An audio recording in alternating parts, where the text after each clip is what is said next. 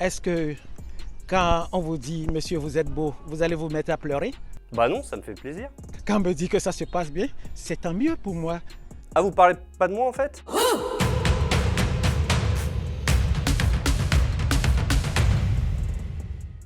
La bonne surprise de cette CAN de zinzin, c'est l'arbitrage. À 2-3 exceptions près, c'est du très propre. Pas comme en 2022 où le Zambien avait sifflé la fin du match à la 85e minute. Notre reporter Romain Duchâteau s'est rendu à une journée portes ouvertes avec les sifflets de la CAN pour voir ce qui a changé.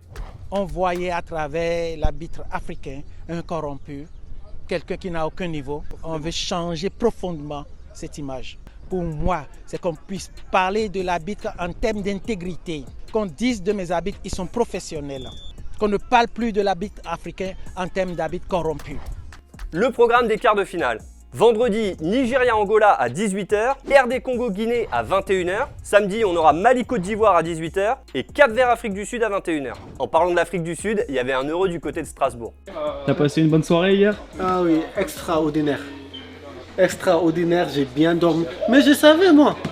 Je savais. Hier matin ici, j'ai dit à tout le monde. On rappelle qu'il a loupé le tournoi à cause d'une fracture du genou mi-décembre. Ça fait du bien de le voir sourire comme ça. Chez les 8 équipes restantes, il n'y a plus aucun favori d'avant-tournoi. À la limite, la Côte d'Ivoire parce qu'elle reçoit. Et malgré des prestations souvent cata, certains la prennent encore au sérieux. J'ai envie d'y croire.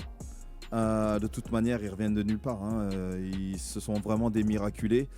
Donc je pense, et vu les équipes qui restent et les favoris sortis justement aussi de cette CAN, peut permettre à la Côte d'Ivoire de rêver. Mais attention, il va falloir reproduire exactement la même performance, avoir la même qualité de jeu. Sinon, vu toutes les surprises qu'on a depuis le début, et la Côte d'Ivoire est bien passée pour le savoir en ayant pris 4-0 face à la Guinée équatoriale. Donc je pense qu'ils sont prévenus. Il y a un proverbe en Afrique qui dit un homme averti en vaut deux. Et c'est pas le seul. J'imagine que sur place, on y croit aussi, Nico Jamin.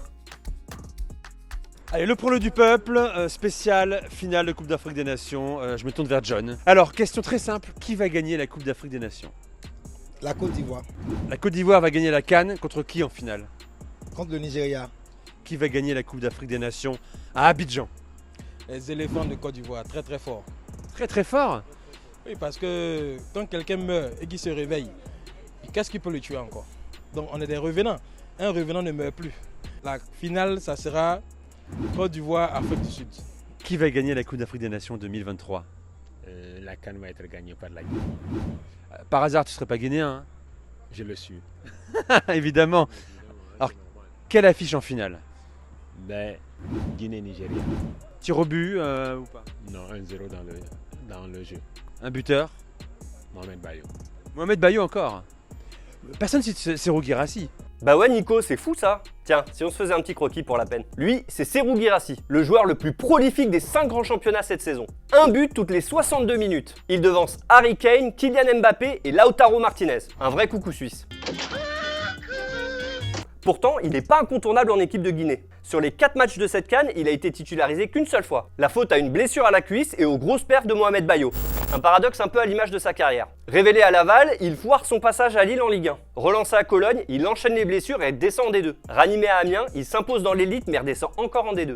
Négligé à Rennes, il marque pourtant son passage. Avec un but toutes les 149 minutes, il est top 5 all-time devant Alexander Fry. Et c'est le premier buteur de l'histoire du club en Ligue des Champions. Alors peut-il faire la même avec la Guinée à la CAN? Check bien les compos vendredi. Je remercie mon binôme Ronan Baroni, et demain c'est le retour de Sarah Fenzari.